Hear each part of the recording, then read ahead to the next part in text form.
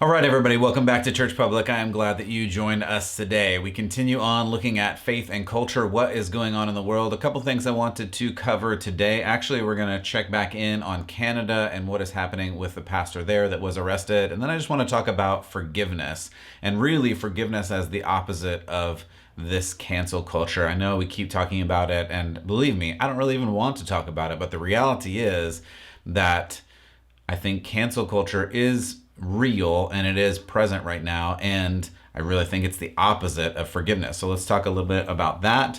Let's get started.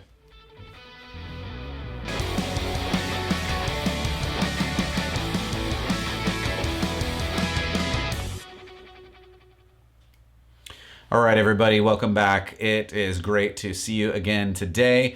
I hope that you are doing well wherever you are, and thank you for being part of this. Thanks for supporting. If you want to check out more at churchpublic.com, you can also help us with anything, with prayer and any kind of support. We appreciate that at churchpublic.com/support. You can go check us out on social media, on all of the places. We're at Church Public at all of those places. Look forward to hearing from you. Ask any questions that you want, and I'll try to hit them. I know I got a question from a friend the other day about what's going on with The Bachelor. I don't have a lot of time to talk through The Bachelor right now, but I think that is basically the big part of it. And so we'll lump that into the cancel culture discussion in just a little bit.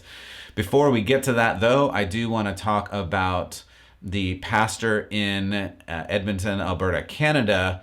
And again, I know most of my listeners are in America, but our friends in the North, we want to shout out to them as well. And there's a lot of kind of weird things going on there too. I spoke a couple of weeks ago about this pastor and what had happened, that Pastor James Coates of Grace Life Church, was arrested for holding church. Again, the health ministry had said they have to have 15% or less of capacity, and he really felt like if people needed to come to church because they needed to worship, they needed to fellowship, they had, I mean, you can look at it in whatever way you want. If you want to look at it from a secular point of view, there are mental health things that are real and people have, and we've seen a huge explosion of mental health crises during this time through depression and even suicide just ramping up exponentially. If you, like me, look at it from a spiritual perspective, I believe we're called to meet together. I believe we're called to join as a body of believers, and to eliminate that eliminates part of who we are really as humans. I mean, because I believe that God made us. I believe he made us specifically. I believe he made us for a reason. And a part of that reason is to be with one another. Even as you look at Jesus' words, almost all of his commands are one another commands. Even if you read back into the 10 commandments, most of the 10 commands are one another commands. Like whether you should steal from a person, whether you should covet what another person has, whether you should hurt or kill a person. Like those are all about the other people. All of our life is in regards to relationship, and that's because it's really important. We're not meant to be alone. Going back even further to the very beginning, when God made Adam, he said, it's not good for you to be alone. And so this Pastor Coates, said, I believe my call to open up the church, allow people to be together, to worship, to express to God what's going on, to even experience sacraments like communion and even baptism are more important than what the government is saying. And it would be different if this pastor said something illegal, like we should go out, like if he pretended to be a Robin Hood or something and said we should go out and steal from people. Obviously, that would contradict the Bible.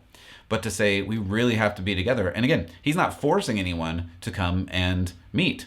People have their own volition. They have their own responsibility. They have their own risk assessment, if you want to call it that. And you can sit there and think and say, which I've had many conversations with people who say, well, he should be the better person and he should make the decision for people to keep them safe. I don't know that I agree with that. I think people have to make their own decisions.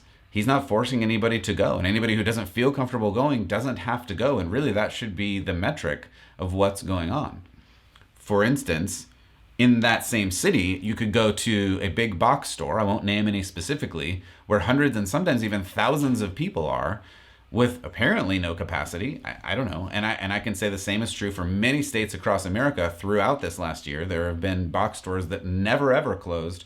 And I have personally been to some of these box stores with hundreds of people in a line waiting. And it's just the hypocrisy of saying that is a safer situation than a situation in a church with a real purpose. Like, again, I believe following after God has a really high spiritual value, not only in this life, but in the next. And yes, you have to eat, you have to, live and buy supplies for your house, sure. But is that necessary for life and eternity? Questionable, right? I'll just leave it at questionable. So to say like these double standards, and then as I was looking at it too, there are other things, and this is happening across some of the states in America, specifically California. It's definitely happening where jails are releasing prisoners into the community ahead of their expected release because of the fears of the virus or something, and then it's more dangerous for them personally to be in jail than it is for them to be out.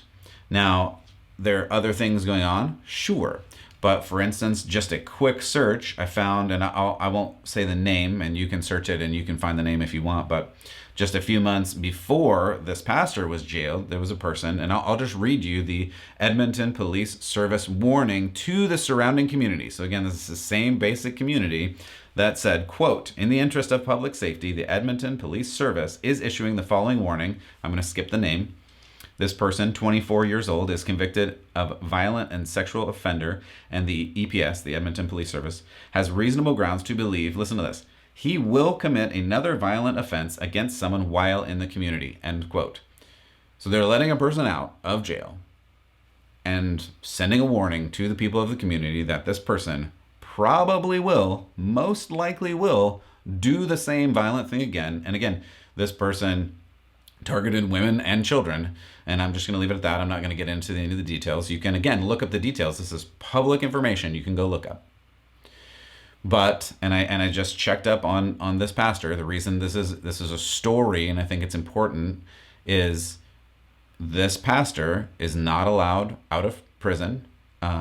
He asked to be released on bail, and they said no because he was a danger to society. So at least through May, at this point, as far as I can read in the news stories, he will still be remanded to jail, and because he's a danger to society, because he said he will probably not stop doing church. So the danger to society of this pastor is, if you want to go to church, you could go to church with this pastor.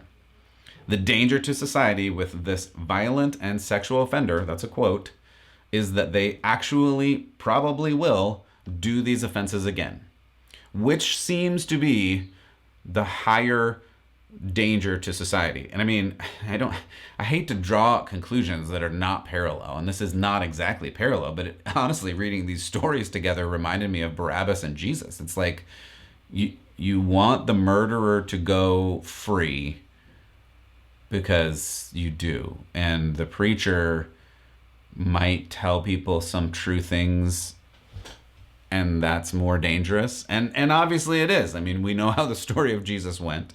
We know that saying true things got Jesus killed, got Peter killed, got got a bunch of the apostles killed, and many martyrs and followers after that, because saying true things is not a friendly place. And that's not exactly what's going on here, but it certainly seems like there's a discrepancy, and I can't give you the full story. I just don't understand. I don't understand what this world has come to, and I shake my head, and it's really just a strange situation. And again, that's Canada. So far as I'm aware, there haven't been any arrests of that type in America. There was one guy in I believe Moscow, Idaho, who was arrested outside for singing hymns. That was early on last year when all of this started. But otherwise, I haven't heard of anybody. But at the same time, I know of several churches. Like, I know a church in California that owes around $1 million, upwards a little over $1 million in fines for continuing to meet. And I mean, I've worked in a church. That's a lot of fines, right? To say that a church can pay that kind of money is a little bit ridiculous. So these are issues, and it's a crazy world, and I don't have a particular solution in that, but I just want you to know that this kind of goes along with that whole thing that I keep saying, that as we move through this age, there are going to be people who don't like church, who don't like those that speak true things, who don't like those that think differently, and you may or may not run into that. But you need to be prepared. You need to know that, hey, as we go along this, you just and I'm not calling. Listen to me. Hear me very clearly. I'm not calling for disobedience. I'm not calling for civil unrest. I'm not calling for any of those types of things. I don't think it's time for that. I don't think we should do that. I don't think ever we should be violent in that way. However, we always need to follow God, and we always need to follow what God says and what he leads us to, and we always need to follow the truth, and the truth is the most important thing. And you see that throughout the history of this church. You see it even from the beginning with Jesus, in the way that he needed to, going back to that story of Jesus and Pilate with Barabbas. Like Jesus said, I'm here to tell the truth, and Pilate says, what is truth? And so there's always going to be this disconnect between what is actual truth according to God and God's kingdom, and then what is not real and what the world thinks is truth. And we see that today, and we see that continuing to unfold, and it's just a really tricky and difficult situation as we navigate this. And that's part of what I want to help you do, is evaluate, hey, and you don't have to believe me, you can do whatever you want to do. I want to give you the power, the agency, to be able to make your own choices. That's really how it should be as you follow after God. But I want to give you whatever tools you can, and I want you to open up your Bible and check out what it really says. Don't just guess. Don't take it from me. Don't take it from anybody who's saying it. Open it up and read it. And following God is not actually that difficult. It's just really hard to do, because it requires choosing someone else, choosing something else, choosing the harder thing. And sometimes that goes in the face of what the current culture says, especially more and more now.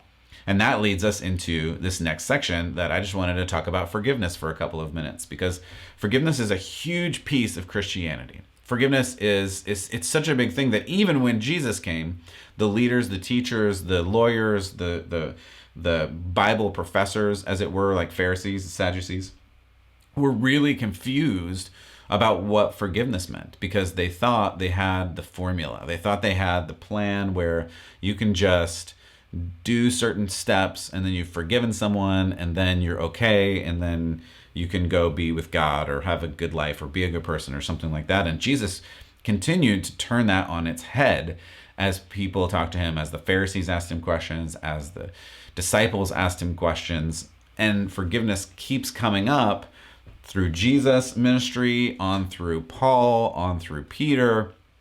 It's just this huge thing that I think we have trouble doing in our hearts.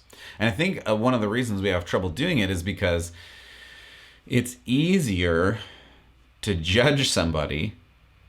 It's easier to point that finger and say, hey, I see you doing that thing wrong, than it is to say, you have done a wrong thing to me and I'm going to let that go. And it's easier to give someone the judgment than to give them the grace. And that is just the truth. That's what makes the gospel so powerful, is because God gives us the grace when we don't deserve the grace. And that's like the huge thing about this. So in this cancel culture, which I mentioned at the beginning, I believe is real. We talked about Dr. Seuss a couple of days ago. And I just, as a quick update, I found out too that on some of the online selling sites, I'll just leave it at that, not name any names. It rhymes with Shmibe, but they're eliminating the ability to even sell like Dr. Seuss books. So not only can you not buy new ones, and the publisher won't be making new ones, but now on the used sites, you can't even sell the books because apparently they're bad and they're destroying culture and things like that. And this is just, I mean, I really consider it a digital book burning. It is a digital book burning. Like, you burn a book to eliminate the book from reality, and it goes up in a puff of smoke and you can't read it anymore.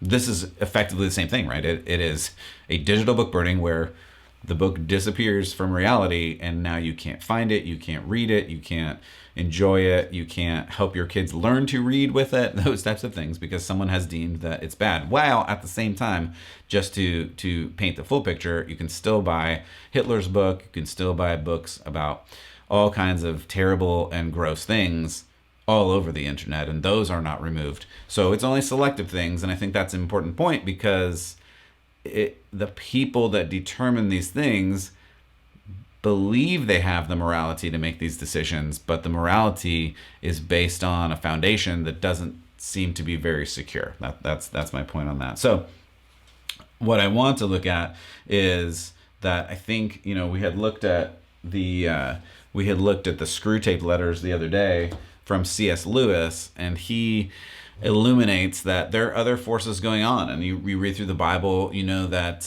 this is not necessarily a physical battle, it's a spiritual battle. And there are things going on in the spiritual world. And we need to realize that spiritual world is powerful, and there are things going on.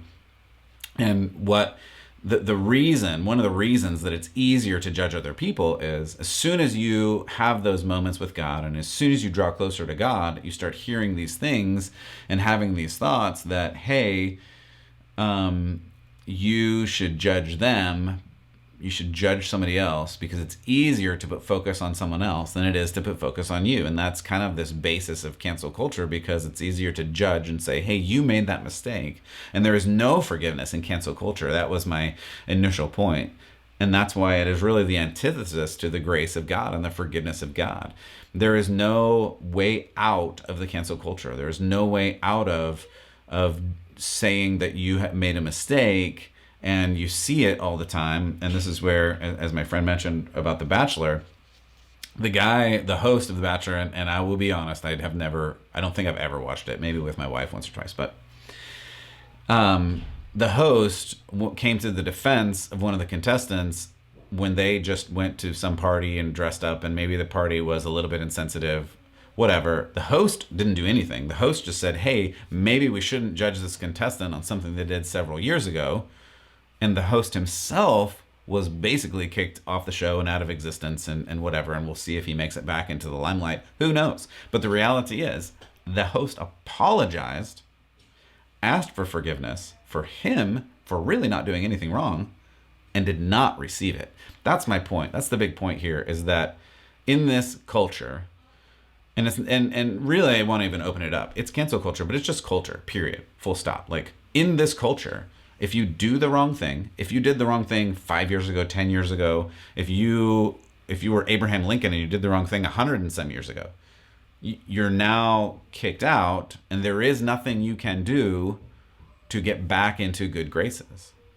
And that is, again, the exact opposite of the Bible, where you can get back into God's grace by seeking after God. That's the whole point of the good news of God, that you have this Savior Jesus who covers over the things that you did wrong, so that you don't have to worry about them anymore. And he says there, as far as the east is from the west, there's no farther separation in between the things you did wrong and the things, and the way that God covers over them and removes your mistakes, your sins from you. And that's really important. And so I came across this clip.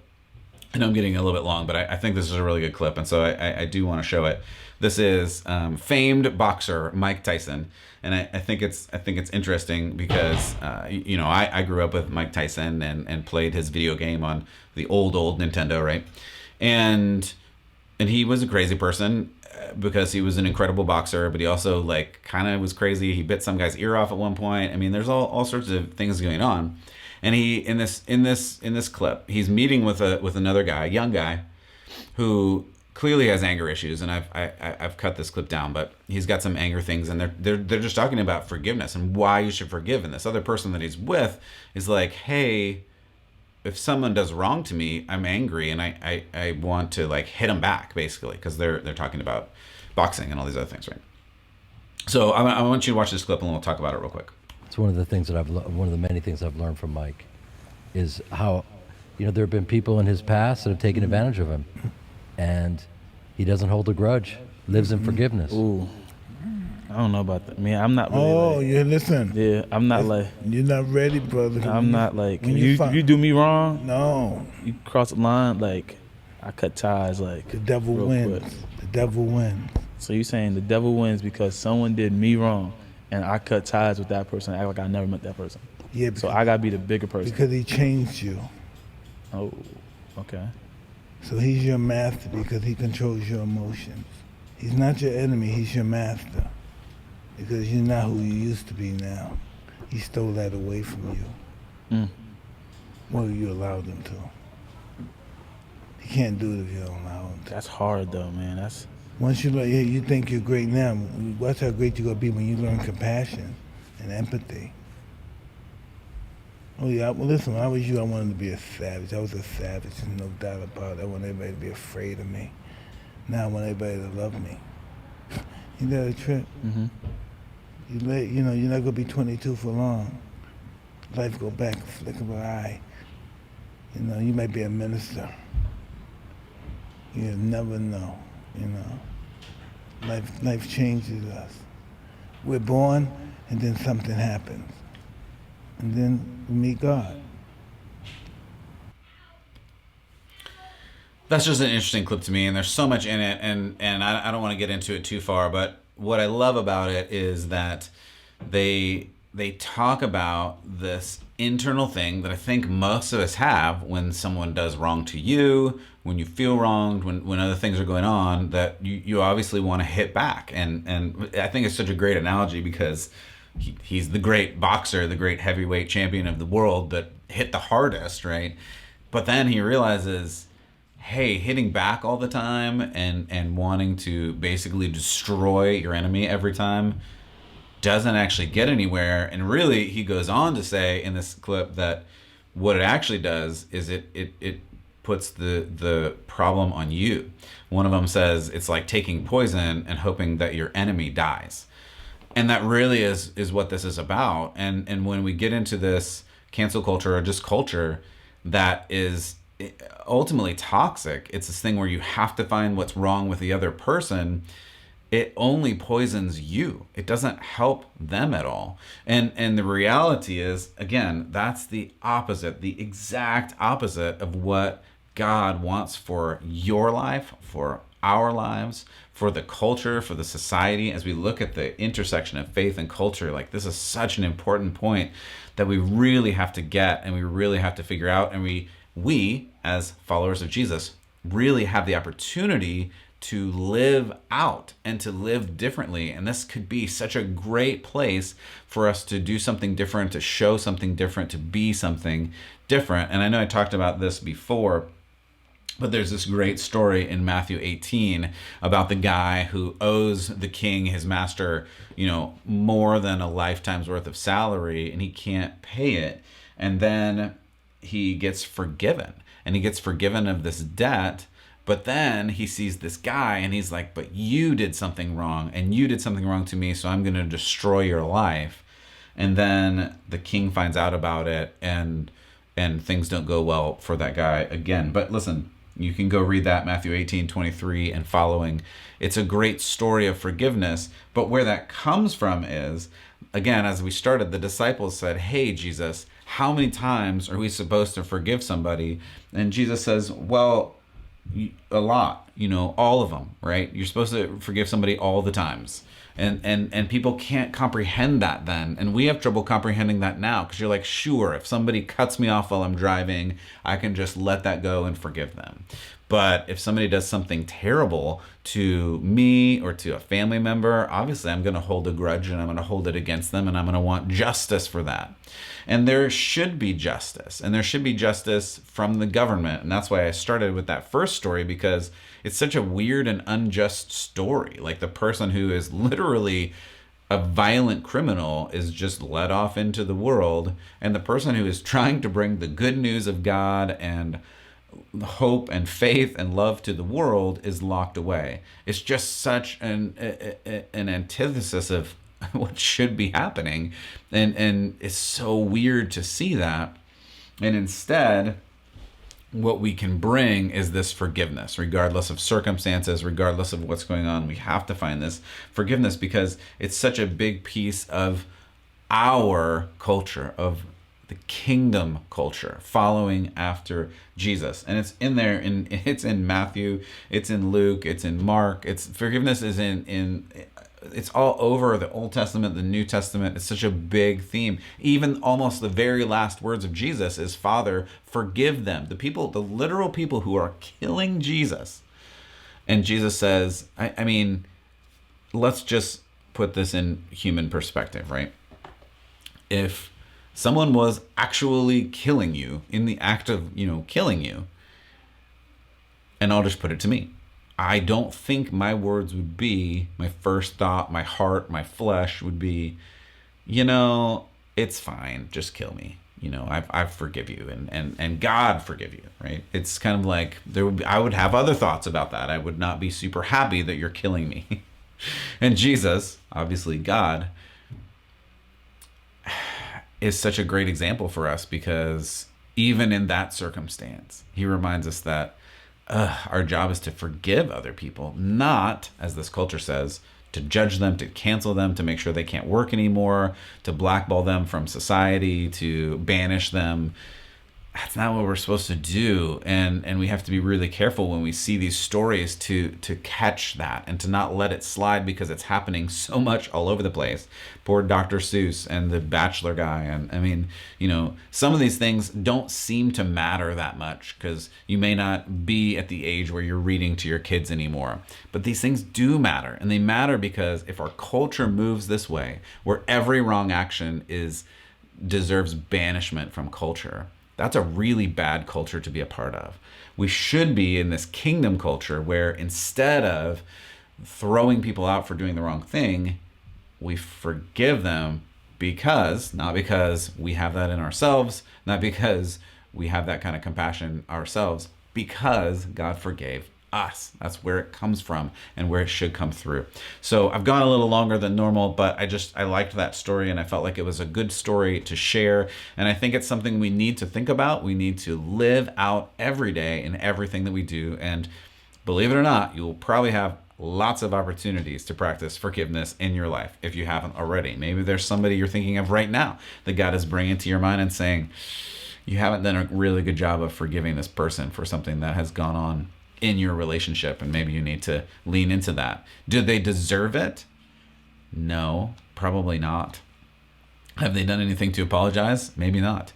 And I'm not saying you need to be in a toxic relationship. I'm not saying you need to be in a dangerous relationship. Don't hear me wrong. There's a lot of steps that go with that, and we can talk about that at a later time. But in this culture and culturally, as far as you can, with the power of God, not your own, you should try to forgive and do the best that you can in that. So I hope this finds you well, and I hope this has stirred something in you so that you can live out your faith in an even stronger and deeper way. God bless you, and keep the faith.